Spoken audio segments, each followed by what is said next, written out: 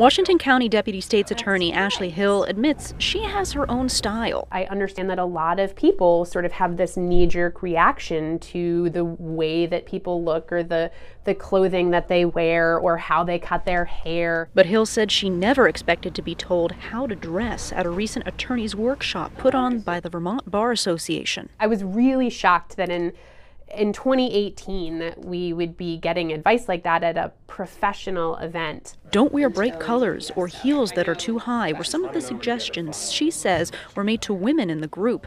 Men reportedly were told to get clothing tips from their wives. The message that myself and I think a lot of people heard was you're only as good as the clothing that you wear, which to me is so far from the truth. Chittenden County State's Attorney Sarah George agrees with Hill. In terms of the length of your heels or your color of your blouse or your coat or what your tie looks like is not an appropriate thing to be telling people what to do or not do. Vermont doesn't have a formal dress code for attorneys. It's up to the judge to maintain decorum in the courtroom.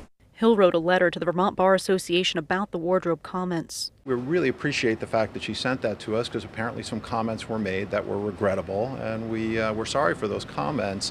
And we certainly will strive to improve the way we put these programs on in the future. Hill says she hopes to work with the Bar Association so that something like this won't happen again. And I'm not saying that every practitioner needs to dress the way I dress to do their work, because I don't think that's true at all.